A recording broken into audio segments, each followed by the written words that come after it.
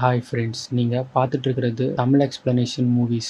இன்னைக்கு நம்ம 2015 ரிலீஸ் ஆன தி விசிட்ன்ற ஹாரர் டாக்குமெண்ட்ரி படம் தான் பார்க்க போகிறோம். இந்த படத்துடைய ஒன்லைன் என்னன்னா, 15 வருஷமா தன்னுடைய பொண்ணுகிட்டே பேசாத இருந்த அப்பா அம்மா திடீர்னு அவங்க பொண்ணுகிட்ட ஃபோன் போட்டு பேச ஆரம்பிக்கிறாங்க. அப்படி பேசுறது மட்டும் இல்லாமல் எங்களுடைய பேர குழந்தைய பார்க்கணும் போல இருக்கு, அவங்கள எங்கள் ஊருக்கு அமுச்சு வைங்க, ஒரு வாரம் எங்களுக்கு அவங்க கூட இருக்கணும்னு ஆசையாக இருக்குன்னு சொல்லி ரிக்வஸ்ட் வைக்கிறாங்க. அந்த ரிக்வஸ்ட்டை ஏற்றுட்டு அவங்க பொண்ணுமே அவங்க பசங்களை ஊருக்கு அமுச்சு வைக்கிறாங்க.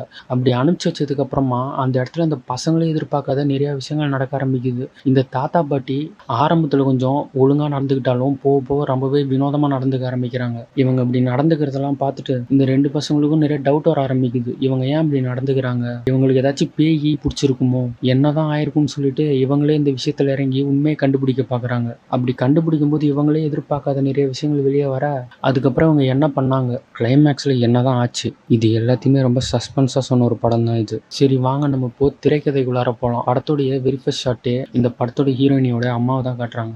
இவங்க இப்போ என்ன பண்ணிட்டு இருப்பாங்கன்னா, ஒரு டாக்குமெண்ட்ரி ஃபிலிம்ல பேசிட்டு இருப்பாங்க. இந்த ஃபிலிம் எடுக்கிறது இவங்களுடைய பொண்ணான பெக்கா. இவங்க தான் அந்த படத்தோட ஹீரோயினி. இப்போ இந்த படத்துல இவங்க என்ன தான் சொல்லுவாங்கன்னா, நான் வந்து ஸ்கூல் படிக்கும்போது என்னுடைய ஹஸ்பண்டை லவ் பண்ணி கல்யாணம் பண்ணிக்கிட்டேன். ஆனால் அவருக்கு என்னுடைய வயசு அதிகம், அதனால என்னுடைய வீட்டுக்கு நான் கூட்டிட்டு போய் என்னோட பேரண்ட்ஸ் கிட்ட இன்ட்ரடியூஸ் பண்ணும்போது அவங்களுக்கு என்னுடைய புருஷனை சுத்தமாக பிடிக்கல. அவரை பார்த்துட்டு என்ன சொல்லிட்டாங்கன்னா, அவனை பார்த்தா அமைதியான ஆள் மாதிரி தெரியல, ரொம்ப கோவப்படுவான் போல இருக்கு, அவன் உனக்கு வேணாம், அவனை விட்டுட்டுன்னு சொன்னாங்க. ஆனால் நான் அப்போ அவங்க பேச்சை கேட்கல. இப்படி அவங்க பேச்சை கேட்காததுனால ஒரு நாள் பெரிய சண்டே ஆயிடுச்சு வீட்டில். அப்பா அம்மா முக்கியமா புருஷன் முக்கியமானு பார்க்கும்போது நான் புருஷன் தான் முக்கியம்னு சொல்லிட்டு சண்டை போட்டுட்டு வெளியே வந்துட்டேன். அப்போ எனக்கு வயசு 19. நான் வீட்டை விட்டு வெளியே வந்ததுக்கப்புறம் என்னோட புருஷனை கல்யாணம் பண்ணிட்டு சந்தோஷமா 10 வருஷம் வாழ்ந்தேன். ஆனால் அந்த 10 வருஷத்துக்கு அப்புறம் அவருக்கு வேற ஒரு பொண்ணு மேலே லவ் வந்துருச்சு. அதனால அந்த பொண்ணு கூடயே அவர் போயிட்டாரு.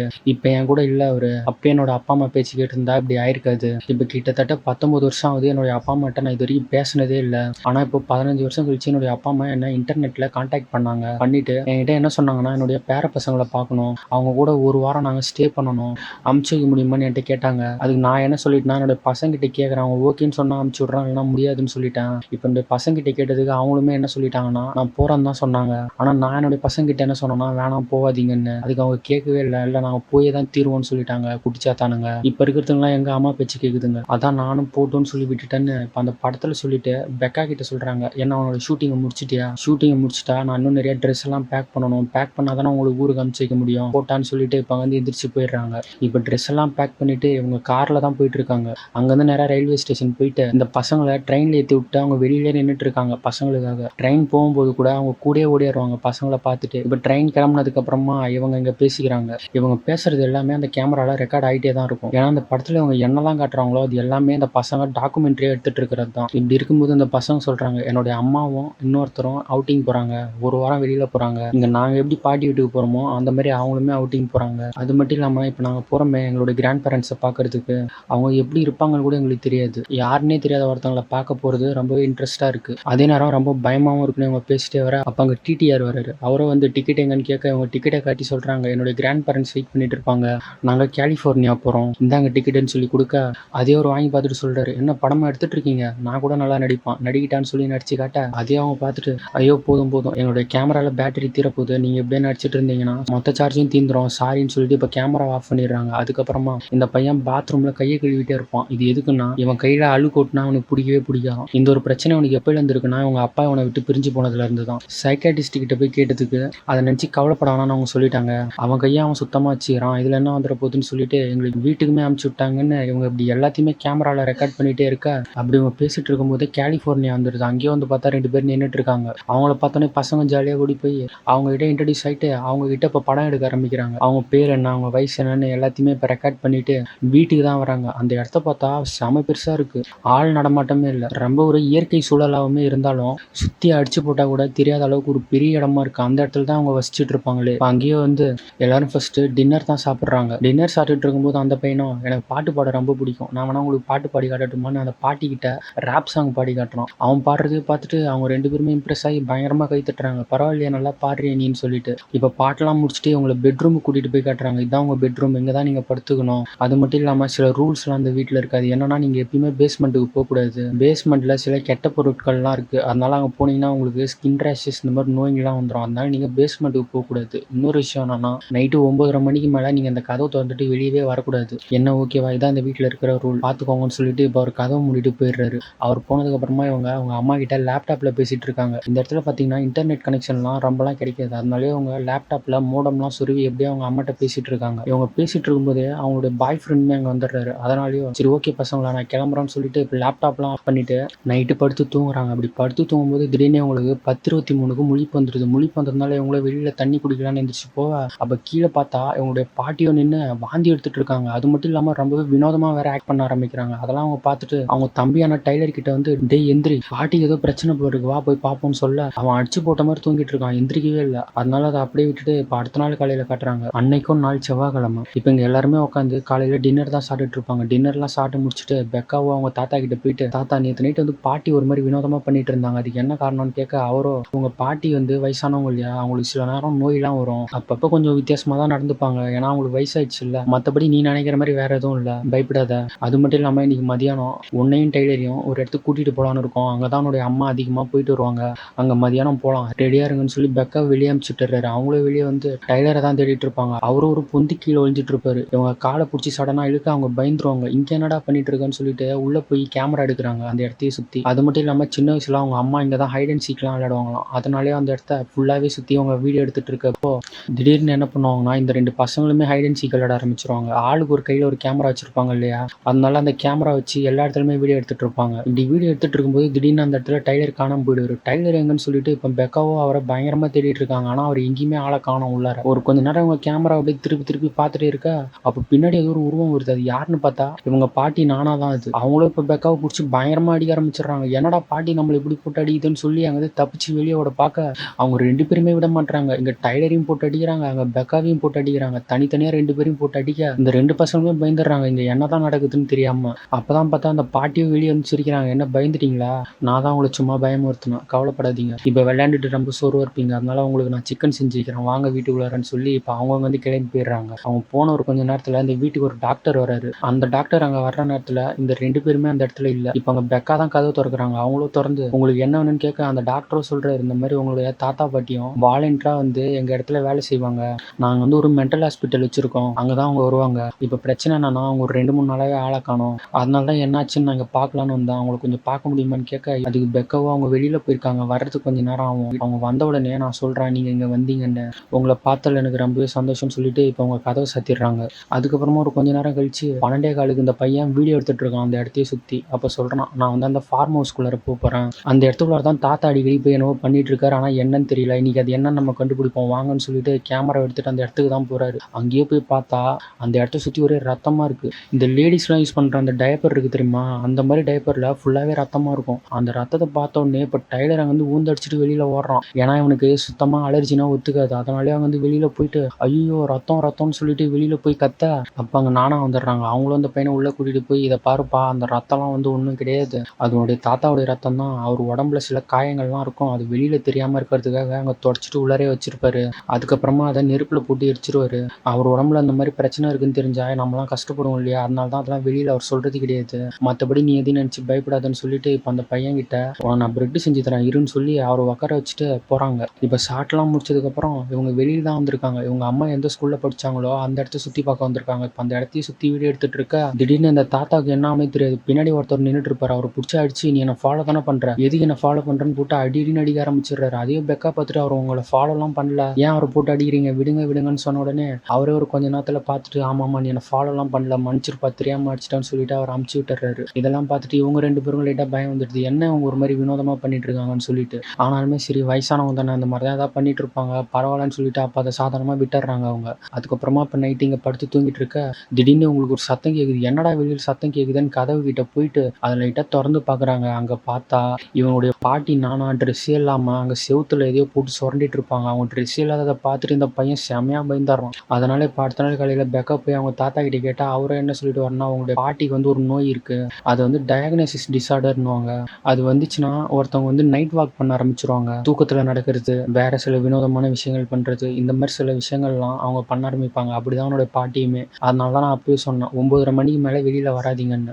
இப்போ புரியுதா, இதுக்கப்புறம் நைட்டு வெளியிலாம் வராதிங்கன்னு சொல்லிட்டு அவர் அங்கே வந்து கிளம்பிடுறாரு. அவர் போனதுக்கு அப்புறமா இங்கே பெக்கா சாப்பிட வராங்க. அங்கேயும் நானா நின்றுட்டு சொல்றாங்க, என்ன மன்னிச்சுக்குமா, நான் தெரியாம சாப்பாடு வந்து உன்னோட லேப்டாப்ல குட்டி விட்டுட்டேன், ஆனால் லேப்டாப்புக்கு எதுவும் ஆகல, அதை நான் லைட்டாக துடைக்கணும் தான் பார்த்தா, ஆனால் அது இன்னுமே அழுக்காயிடுச்சு, கொஞ்சம் அது எடுத்து என்னன்னு பாரான்னு சொல்லிட்டு அவங்க வந்து போயிடுறாங்க. இப்போ எங்கள் லேப்டாப் எடுத்து பெக்கா பார்க்க லேப்டாப்புக்கு பெருசாலாம் எதுவும் ஆகல, ஆனா அந்த கேமரா இருக்கு பார்த்தீங்களா, அந்த கேமரா வந்து ஃபால்ட் ஆயிடும். இப்ப கேமரா ஃபால்ட் ஆனதுனால டைலர் வந்து அந்த 2 பேரையும் போட்டு திட்டிட்டு இருக்காரு. இதுங்க 2ம் வந்து நைட் ஆனா வினோதமா நடந்துக்குதுங்களேன்னு சொல்லிட்டு. அதே பெக்கா கேட்டுட்டு பரவால்ல விடு, வயசானவங்க தானே அந்த மாரி தான் நடந்துப்பாங்க. ஒண்ணும் பிரச்சனை இல்ல. பார்த்துக்கலாம் விடுன்னு சொல்லி தாத்தா, பாட்டிக்கு தான் சப்போர்ட் பண்றாங்க. இப்ப அவங்க இப்படி பேசிட்டே இருக்க இவங்களுடைய அம்மா கிட்ட இருந்து காலிங் வருது. அதனால லேப்டாப் தொறந்து அவங்க அம்மாட்ட பேசிட்டு இருக்க, அவங்க அம்மாவும் பார்த்துட்டு சொல்றாங்க, "ஏன் உங்களுடைய முகமே ஒழுங்கா தெரிய மாட்டேங்குதுன்னு" கேட்டா, அத 2 பேருமே கேட்டு கம்முனு உட்காந்துட்டு இருக்காங்க. எதுவுமே பேசல. அதையும் அவங்க பார்த்துட்டு, "என்னப்பா ஆச்சு? 2 பேருமே அமைதியா உட்காந்துட்டு இருக்கீங்களேன்னு" கேட்டா, அப்பதான் டைலர் சொல்றாரு, இந்த மாரி உங்களுடைய அப்பா வந்து அவருடைய ஃபார்ம் ஹவுஸ்ல நிறைய ரத்தத்தால ஆன நிறைய டைப்பர் வச்சிருக்காரு. அது மட்டும் இல்லாம அவர் யாரோ ஃபாலோ பண்றாருன்னு வேற நினைச்சிட்டு இருக்காரு. அவங்க பண்றது எல்லாமே வினோதமா இருக்கு. அது மட்டும் இல்லாம உங்களுடைய அம்மா இருக்காங்களே,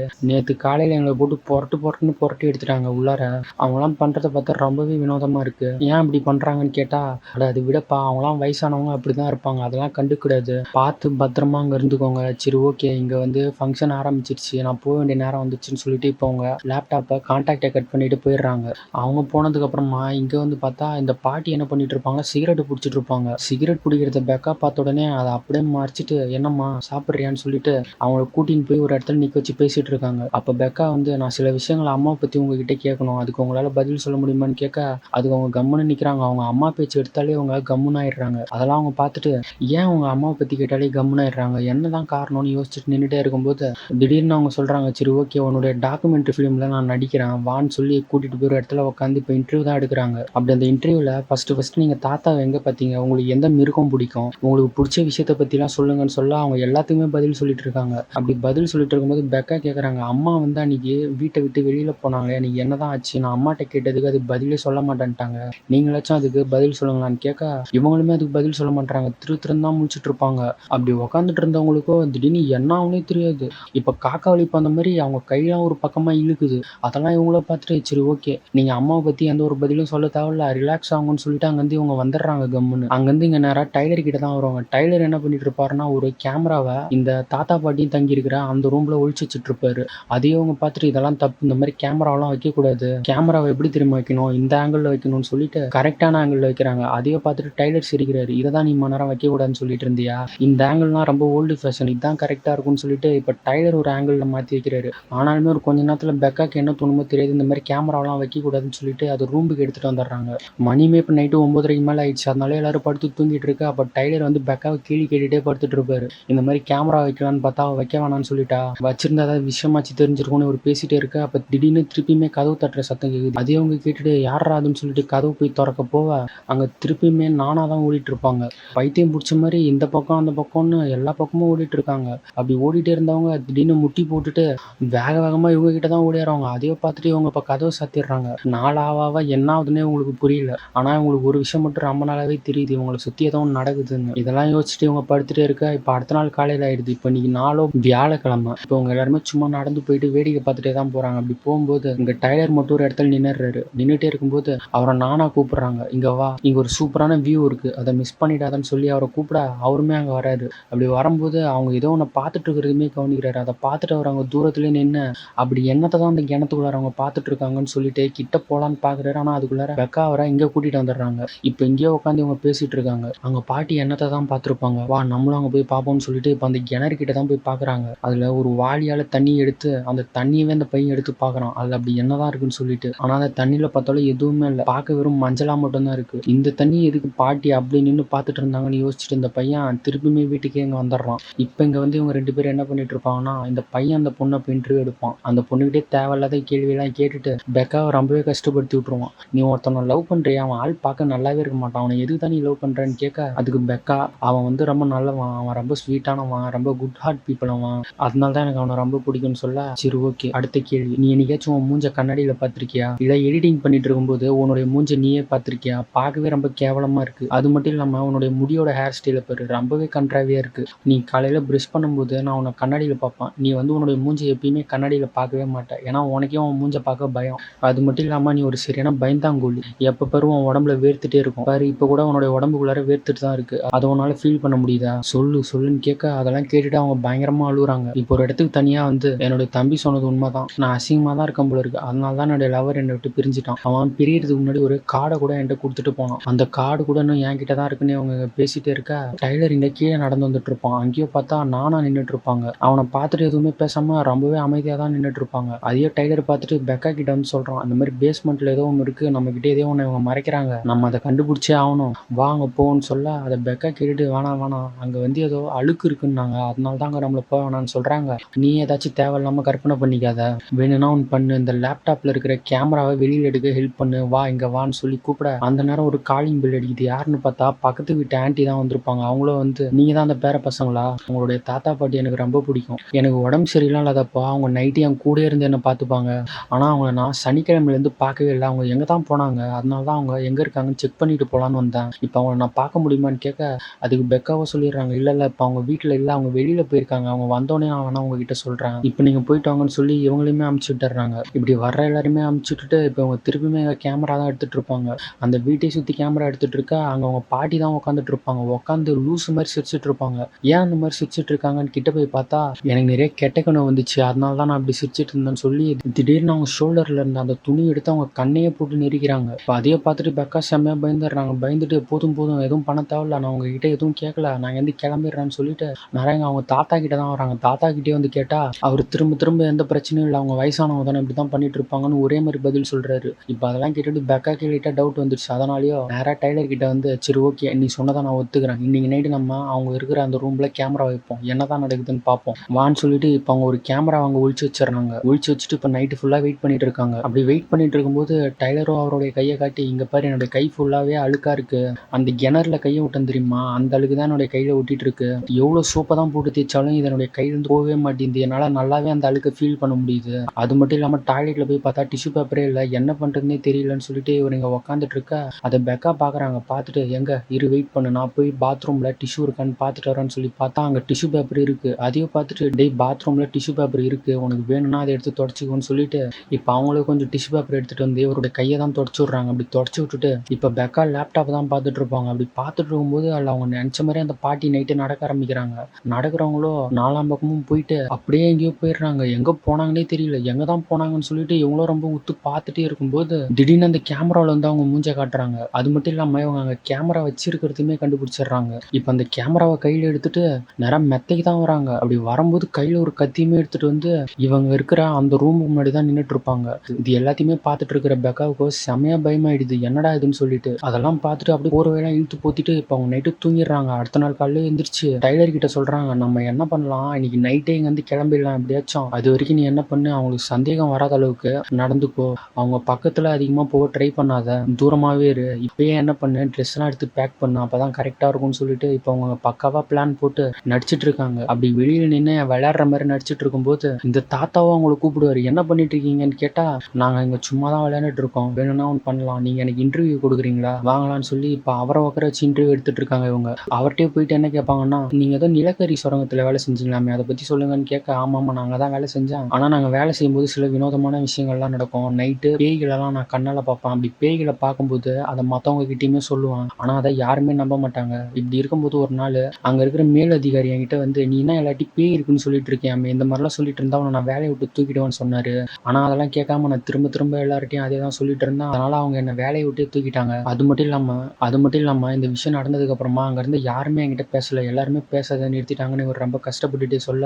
அதெல்லாம் பெக்கா கேட்டுட்டு என்ன மன்னிச்சிருங்க, எனக்கு இதெல்லாம் தெரியாதுன்னு ரொம்ப கஷ்டப்படுறாங்க. அதையும் அவங்க தாத்தா பார்த்துட்டு, பரவாயில்ல நீ ஏன் கஷ்டப்பட்டுட்டு இருக்க, எங்களுக்கு தான் ரொம்ப கஷ்டமா இருக்கு, ஏன்னா இன்னையோட உங்களுடைய இந்த ட்ரிப்பு முடிய போகுது, ஒரு வாரம் முடிஞ்சு நீங்க திரும்பியுமே வீட்டுக்கு போக போறீங்க, எல்லாமே ஒரு நாள் முடிவுக்கு வந்து தான் ஆகணும்ல, ஆனா நீங்க நினைச்சா எனக்கு ஒரு ஹெல்ப் பண்ண முடியும், நீங்க ஏன் உங்களுடைய அம்மா கிட்ட பேசி இங்க எங்களை வந்து பார்க்க சொல்லக்கூடாது, நாங்க எங்களுடைய பொண்ணை பார்த்தா ரொம்ப சந்தோஷப்படுவோம்ல, கேட்டு போறான்னு கேட்க அதுக்கு பெக்காவுமே ஓகே சொல்லிடுறாங்க. சரி ஓகே நான் கேட்டு பார்க்குறேன்னு சொல்லிட்டு இப்போ மெத்தைக்கு தான் வந்துருவாங்க. அங்கே மெத்தையில் உட்காந்து டைலர் கிட்ட பேசிட்டு இருக்க அப்போ அங்கே என்ன ஆகும்னா, திடீர்னு கீழே ஏதோ சத்தம் கேட்கும், என்னடா சத்தம் கேட்குதுன்னு அங்கே வந்து பார்த்தா இதுக்கு முன்னாடி ஒரு லேடி வந்திருப்பாங்க தெரியுமா, அவங்க தான் அவங்க 2 பெட்டி சண்டை போட்டுட்டு இருப்பாங்க, ஆனால் என்ன சொல்லி சண்டை போட்டுட்டு இருப்பாங்கன்னு தெரியாது. இங்கே என்ன நடக்குதுன்னே தெரியாமல் அந்த பசங்க கீழே பார்த்துட்டு இருக்க அப்போ அந்த தாத்தா பாட்டி அவங்களை உள்ளார கூட்டிட்டு போயிடுவாங்க. அவங்க உள்ள போனதுக்கு அப்புறமா இவங்க திருப்பியுமே இங்கே பால் தான் விளையாண்டுட்டு இருப்பாங்க. அப்போ அந்த தாத்தாவை வந்து, உன்னுடைய பாட்டியுமே இன்டர்வியூ கொடுக்கணும்னு ஆசைப்படுறா, உள்ள வான்னு சொன்னோன்னே இப்போ இவங்களும் கேமரா தூக்கிட்டு உள்ள வந்துடுறாங்க. அங்கேயே வந்து என்ன கேள்வி கேட்பாங்கன்னா, இந்த டைம் நான் உங்ககிட்ட பெருசா எதுவும் கேட்க போறது இல்ல, உங்களுக்கு என்ன தோணுதோ அதை பத்தி நீங்க சொல்லுங்க அந்த கேமராலன்னு சொல்ல, அதுக்கு அந்த பாட்டி ஒரு கதை தான் சொல்லுவாங்க. அந்த கதை என்னன்னா, ஒரு ஆறுல ஒரு வினோதமான ஜந்து உயிர் வாழ்ந்துச்சு, ஆனா அது இந்த உலகத்தை சேர்ந்தது இல்ல, வேற்று உலகத்தை சேர்ந்தது, ஆனா அதை மக்கள் ஃபர்ஸ்ட் யாருமே நம்பல. அது மட்டும் இல்லாம இந்த கிரியேச்சர் என்ன பண்ணும்னா, தண்ணிக்குள்ளார எப்ப பார்த்தாலும் எச்சு துப்பிட்டே இருக்கும், இது துப்புற அந்த எச்சை ஏதாவது ஒரு மனுஷங்க ஒருத்தங்க தண்ணி நினச்சி குடிச்சிட்டா அவங்க அப்படியே மயக்கம் போட்டு அந்த தண்ணியிலே விழுந்துருவாங்க. ஆனா சாவ மாட்டாங்க. அப்படி தண்ணியில விழுந்தா அந்த மக்களோ தண்ணிக்கு அடி வரைக்கும் போயிடுவாங்க. இப்ப அடியில போன உடனே அவங்க எல்லாரையுமே அந்த கிரியேச்சர் வந்து சேமிச்சு வைக்கும். எதுக்குன்னா இது திருப்பியும் வேற்று உலகத்துக்கு போகும்போது அவங்க எல்லாரையுமே தூக்கிட்டு போயிடும். அப்படி தூக்கிட்டு போனது அதுக்கப்புறம் அங்கேயே தான் இருக்கும். திருப்பி இந்த உலகத்துக்கு வராது. அந்த மக்களுமே அங்கே தான் இருப்பாங்க. கதை எப்படி இருக்கு? இது நானே உருவாக்கின ஒரு கதை தான். ஆனால் கற்பனை கதை, உண்மை கிடையாது. ஆனால் எனக்கு இந்த கதை எப்பயுமே ரொம்ப பிடிக்கும்னு அவங்க சொல்ல அதை பெக்கா கேட்டுட்டு எனக்குமே இந்த கதை ரொம்பவே பிடிச்சிருக்கு. பரவாயில்ல, நீங்கள் கதைலாம் நல்லா சொல்கிறீங்களே. சரி, ஓகே. நான் கடைசியாக உங்ககிட்ட ஒரே ஒரு கொஸ்டின் தான் கேட்கணும்னு ஆசைப்பட்றேன். அதுக்கு மட்டும் பதில் சொல்லுங்கள். அம்மா வந்து இந்த வீட்டிலேருந்து கடைசியாக பிரிஞ்சு போனால் அந்த நாளில் என்ன தான் நடந்துச்சு? அன்றைக்கி அவங்க அப்படி என்ன தான் பண்ணாங்க? அதை கொஞ்சம் எங்ககிட்ட சொல்ல முடியுமான்னு கேட்க உடனே அதை அவங்க கேட்டுட்டு என்ன பண்ணுவாங்கன்னா அவங்க தலையிலே அடிச்சுப்பாங்க போட்டு. இவங்க அம்மாவை பற்றி எப்போ பதில் கேட்டாலுமே அவங்க சொல்ல மாட்டாங்க. ஏதாச்சும் பண்ணி அதை திசை திருப்ப தான் பார்ப்பாங்க. அப்படி தான் இப்பயுமே பண்ணால் அதை பெக்கா பார்த்துட்டு சரி, ஓகே, நான் இனிமேல் என்னுடைய அம்மாவை பற்றிலாம் கேள்வி கேட்க மாட்டேன். ஆனால் நான் ஒரு சின்ன பொண்ணை பற்றி கதை சொல்கிறேன், அதை மட்டும் கொஞ்சம் கேளுங்க. ஒரு சின்ன பொண்ணு ஒரு பெரிய ஆளை லவ் பண்ணுச்சு. லவ் ரொம்ப அதிகமானதுனால அவங்க 2 பேரும் ஒன்று சேர்ந்து அந்த வீட்டை விட்டு ஓடி போகலான்னு பார்த்தாங்க. ஆனால் அப்படி ஓடி போகும்போது அவங்க அப்பா அம்மா கண்டுபிடிச்சிட்டாங்க. அது மட்டும் இல்லாமல் அந்த பொண்ணுக்கு அட்வைஸுமே பண்ணாங்க. நீ இந்த மாதிரி பண்ணக்கூடாது, அவங்க கூட போகக்கூடாது, அவனை பார்த்தா எனக்கு நல்லவனா தெரியலன்னு சொல்லி என்னென்னவோ சொன்னாங்க. ஆனால் அந்த பொண்ணு அது எதுவுமே கேட்காம அங்கேருந்து போயிடுச்சு. இப்போ இந்த கதையில் அந்த பொண்ணு போனது வரைக்கும் தான் அந்த அப்பா அம்மாவுக்கு தெரியும். ஆனால் அந்த பொண்ணு போனதுக்கப்புறம் என்னாச்சுன்னு அவங்களுக்கு தெரியாது. இப்போ நல்லா கேட்டுக்கோங்க. அந்த பொண்ணு அவங்க அப்பா அம்மாவை ரொம்பவே மிஸ் பண்ணுது. அவங்க அப்பா அம்மாவை மிஸ் பண்ணதை நினச்சி எத்தனை நாள் உட்காந்து அழுதுட்டு இருந்திருக்கு. இதெல்லாம் அவங்க அப்பா அம்மாவுக்கு தெரியாது. அதே மாதிரி இன்னொரு விஷயம், யார் கூட அந்த பொண்ணு ஓடி போச்சோ அவனுமே அந்த பொண்ணை விட்டு பிரிஞ்சுட்டான். அதனால் அந்த பொண்ணு இன்னுமே ரொம்பவே உடஞ்சி போச்சு. அதை தனியாக விட்டுட்டு போகும்போது அது கையில் 2 கை குழந்தைங்க இருந்துச்சுங்க. அது எல்லாத்தையுமே அந்த பொண்ணு தான் வளர்த்துச்சு. இப்போ இந்த கதையை நீங்கள் ஃபுல்லாக கேட்டிங்கல்ல, நீங்களே இதுக்கு ஒரு முடிவு சொல்லுங்கள். இந்த கதையில் என்ன தான் நடந்திருக்கும்? அந்த கதையில் வந்த அந்த அப்பா அம்மா வேறு யாருமே இல்லை, நீங்களும் உங்களுடைய புருஷனும் தான். இந்த கதையில் வந்த அந்த பொண்ணு உங்களுடைய பொண்ணு தான். இப்போ நீங்களே சொல்லுங்கள், திருப்பியுமே உங்களுடைய பொண்ணை நீங்கள் நேரில் பார்த்தீங்கன்னா என்ன சொல்லுவீங்க? அவங்கள மன்னிப்பீங்களான்னு கேட்க அதுக்கு அவங்க அழுதுகிட்டே சொல்கிறாங்க, அவளை நான் நேரில் பார்த்தேன்னா கண்டிப்பாக அவளை இந்த டைம் நான் மன்னிச்சிருவேன். வெறுக்கணுன்றது என்னுடைய நோக்கம் கிடையாது. நடந்தது எல்லாமே நடந்துருச்சு எப்படியோ. ஆனால் அதனால நான் எப்பயுமே என்னுடைய பொண்ணை ஹேட் பண்ணணும்னு அவசியம் இல்லை. கண்டிப்பாக அவளை நான் நேரில் பார்த்தா மன்னிச்சிருவேன். திருப்பியுமே அவளை என்னுடைய பொண்ணாக ஏற்றுப்பேன்னு சொல்லி இப்போ அவங்க பயங்கரமாக அழுகுறாங்க. அது எல்லாத்தையுமே இப்போ அவங்க வீடியோ எடுத்து வச்சுட்டு இங்கே எடிட் தான் பண்ணிட்டு இருக்காங்க. ஒரு கொஞ்ச நேரமாக அவங்க எடிட் பண்ணிகிட்டே இருக்க அந்த நேரம் அந்த 2 பேருமே வெளியில் போயிடுறாங்க. அவங்க 2 பேருமே வெளியில் போன நேரம் இவங்க ஒய்ஃபை ஆன் பண்ணி அவங்க அம்மா கிட்ட தான் பேசுவாங்க. வேலையை நீங்கள் என்ன பண்ணுங்க, இங்கே வந்து எங்களை எப்படியாச்சும் வெளியில் கூட்டிகிட்டு போயிடுங்க. உங்கள் அப்பா அம்மா 2 பேருமே சரியில்லை, அவங்கள பார்த்தாலே எங்களுக்கு ஏதோ டவுட்டாக இருக்குது. அதனால தயவு செஞ்சு எப்படியாச்சும் நைட்டே வந்து எங்களை காரில் கூட்டிகிட்டு போயிடுங்கன்னு சொல்ல அதெல்லாம் அவங்க அம்மா கேட்டுட்டு, பசங்களா நீங்கள் சொல்கிறதெல்லாம் கேட்டால் எனக்கு ரொம்ப பயமாக இருக்குது. நீங்கள் ஒன்று பண்ணுங்க, லேப்டாப் எடுத்துகிட்டு போய் என்னுடைய அப்பா அம்மாவை லைட்டாக காட்டுங்க, நான் அவங்கள பார்க்கணுன்னு சொல்ல அந்த பசங்களுமே லேப்டாப் எடுத்துகிட்டு போய் அங்கே காட்டுறாங்க. அங்கே பார்த்த உடனே இவங்களும் அவங்கள பார்த்துட்டு பயங்கரமாக ஷாக் ஆயிடுறாங்க. இப்போ அதிர்ச்சியில் உறைஞ்சி போன இவங்களோ இந்த பசங்கிட்ட ஒரு விஷயத்த சொல்லுவாங்க. அதை கேட்டுட்டு அந்த பசங்க மட்டும் இல்லை, அதை பார்த்துட்டு இருக்கிற நம்ம எல்லாருக்குமே பயங்கரமான ஷாக்கிங் ஆகிடுது. அது என்னன்னா, இவங்க கூட இருந்த இந்த வயசானவங்க இவங்களுடைய தாத்தா பாட்டியே கிடையாது. இவங்க வேற யாரோ. ஒரு வாரம் ஃபுல்லாகவே இவங்களுடைய தாத்தா பாட்டி மாதிரி அங்கே நடிச்சுட்டு ஏமாத்திட்டு இருந்திருக்காங்க. இவங்க இங்கே இருக்காங்கன்னா இவங்களுடைய உண்மையான தாத்தா பாட்டி எங்க, அவங்களுக்கு என்னதான் ஆச்சுன்னு சொல்லிட்டு இப்போ இவங்க எல்லாருமே பேசிட்டு இருக்காங்க. அது மட்டும் இல்லாமல் சரி, ஓகே பசங்களா, நீங்கள் என்ன பண்ணுங்க, முடிஞ்ச அளவுக்கு அவங்க கிட்ட இருந்து தள்ளியே இருங்க. அவங்களுக்கு சந்தேகம் வராத மாதிரி நடந்துக்கோங்க. நான் எந்த அளவுக்கு முடியுமோ அவ்வளோ சீக்கிரமா போலீஸை கூட்டிட்டு அந்த வீட்டுக்கு வரேன். அது வரைக்கும் தைரியமா இருங்க, பயப்படாதீங்க, பார்த்துருங்கன்னு சொல்லிட்டு இப்போ அவங்க லேப்டாப்லாம் ஆஃப் பண்ணிட்டு அவங்க வேகமாக கிளம்புறாங்க. அதே நேரம் இவங்களும் இங்கே வந்து வாங்க பசங்களா நம்ம போயிட்டு ஜாலியாக கேம் விளையாடலாம்னு சொல்லிட்டு அவங்க 2 பேருமே கூட்டிட்டு போயிடுறாங்க. அவங்க உட்கார வச்சு இந்த தாயம் உருட்டுற விளையாட்டு இருக்கும் இல்லையா, அதை தான் விளையாடிட்டு இருப்பாங்க. இந்த விளையாட்டுல உன்னுடைய தாத்தாவை யாராலுமே ஜெயிக்க முடியாதுன்னு இந்த நானா சொல்ல அதெல்லாம் கேட்டுட்டு இவங்க பயத்தில் தான் இப்போ உட்காந்துட்டு இருக்காங்க. இவங்களுக்கு தான் இப்போ உண்மை தெரிஞ்சு போச்சு. விஷயம் தெரிஞ்சதுக்கப்புறம் இவங்க கண்ணில் அந்த பயத்தை காட்டிகிட்டே தான் இருக்காங்க. இவங்களால மறைக்கவே முடியல.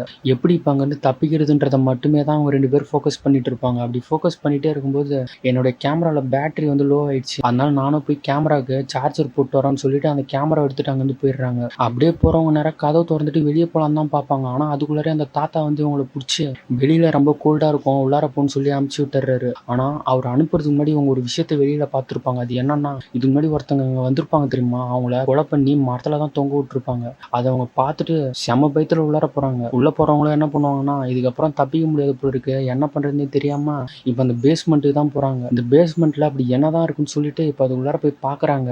அவங்க சுற்றி பார்த்துட்டே இருக்கும்போது இவங்களுக்கு ஏதோ ஒரு பேட் ஸ்மெல் வருது. அந்த பேட் ஸ்மெல் அப்படியே ஃபாலோ பண்ணிட்டு அங்கே போய் ஒரு துணி இருக்குது, அதை விலக்கி பார்க்குறாங்க. அதில் பார்த்தா இவங்களுடைய உண்மையான தாத்தா பாட்டி அங்கே தான் செத்து போய் கிடக்குறாங்க. அதை பார்த்துட்டு இந்த பொண்ணுக்கு இப்போ ரொம்பவே பயமாயிடுச்சு. அது அப்படி பயத்தில் நின்றுட்டே இருக்க அந்த தாத்தாவுமே அங்கே வந்துடுறாரு. இந்த பொண்ணு இது எல்லாத்தையுமே பார்த்ததா அவருமே பார்த்துடுறாரு. அதனாலயும் அங்கே இருக்கிற கதவை சாத்திட்டு பெக்காவை போட்டு செம்மையா அடிச்சு போட்டுறாரு. பெக்காவை அடிச்சுட்டு டைலரையும் பிடிச்சி அடிக்க அவர் ஒரு இடத்துல கீழே விழுந்து கிடப்பாரு. 2 பேரும் ஒரே இடத்துல வச்சிருந்தா செட் ஆகுதுன்னு சொல்லிட்டு பெக்காவை மெத்திக்கிட்டு போய் ஒரு டோர்ல லாக் பண்ணிட்டு இங்க டைலரை மட்டும் ஒரு இடத்துல நிக்க வச்சிருப்பாரு. நிக்க வச்சுட்டு அசையாம அப்படியே நில்லு, இதோ வரேன்னு சொல்லிட்டு அங்க இங்க ஒரு ஓரமா போறாரு. என்னதான் பண்ணுவாருன்னு பார்த்தா அவரோட இப்ப ஃபேண்ட் எல்லாம் கழட்டிட்டு அதுல இருந்து என்னத்தையும் ஒண்ணு எடுப்பாரு. என்னன்னு பார்த்தா அங்க ஒரு விஸ்பர்ல ரத்தமா இருந்திருக்கும் தெரியுமா? அந்த ரத்தம் எல்லாமே இவருடைய உடம்புல இருந்து தான் வந்திருக்கும். இவர் உடம்புல இருந்து வந்த அந்த ரத்தத்தை தான் இவர் விஸ்பர்லாம் அங்க எடுத்து வச்சிருந்திருப்பாரு போல இருக்கு. அதையும் போய் எடுத்துட்டு வந்து டைலருடைய மூஞ்சிலே அப்பி விட்டுறாரு. மூஞ்சில அப்பி விட்ட உடனே அவன் அப்படியே ஒரு மாதிரி அலர்ஜி வந்த மாதிரி நின்றுட்டு இருக்க இங்க காட்டுறாங்க. இங்க பெக்காவோ அந்த இருட்டான ரூம்ல நின்றுட்டு இருக்காங்க.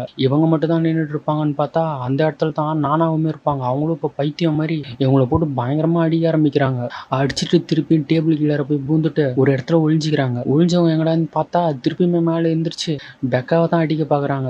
பெக்காவை ஒரு கொஞ்ச நேரத்துக்கு மேல கம்னு இல்லாம ஒரு கத்தியை வச்சிருப்பாங்க. அதை எடுத்து நானாவை போட்டு குத்து குத்துன்னு குத்திடுறாங்க. அவங்களும் எம்ம நேரம் தான் பொறுத்துட்டு இருப்பாங்க. இப்ப நானாவை கொலை பண்ணிட்டு நிறைய டோர் கிட்ட தான் வராங்க. ஆனா டோரும் லாக் ஆயிருக்கு. என்ன பண்றதுன்னு தெரியாம அது ஒரு சுத்தியால அடிச்சுட்டு வெளியே வந்து பாக்குறாங்க. அங்கேயோ பார்த்தா டைலர் அசையாம நின்றுட்டு இருப்பான். அதை இவங்க பார்த்துட்டு அந்த தாத்தா மேலே ஏறிடுறாங்க. ஆனா அந்த தாத்தாவும் ரொம்ப ஸ்ட்ராங்கா இருப்பாரு. இவங்களை கீழே பிடிச்சி தள்ளி விட இப்ப உங்களுக்கு என்ன பண்றதுன்னே தெரியாது. அவ்வளவுதான், நம்ம கதை முடிஞ்சுது. இதுக்கப்புறம் இங்க இருந்து தப்பிக்கவே முடியாதுன்னு அவங்க நினைச்சிட்டு இருக்கும்போது டைலர் என்ன பண்ணுவான்னா அந்த தாத்தாவை ஒரு சிவத்தோரமா தள்ளி ஃப்ரிட்ஜுக்கு நடுவுல வச்சு அந்த கதவாலே போட்டு அடி அடின்னு அடிச்சு கொடூரமா சாவடிக்கிறான். இவனுக்கு இந்த வெறி திடீர்னு எப்படி வந்திருக்கும்னா அந்த விஸ்பர் எடுத்து இவனுடைய மூஞ்சிலே அந்த தாத்தா அப்பிருப்பாரு இல்லையா? அதனாலதான் இவனுக்கு இந்த ஜேம்ஸ்னாலே சுத்தமா ஒத்துக்காது. இதை தான் ஃபர்ஸ்ட் சீன்லேயே சொல்லியிருப்பாங்க.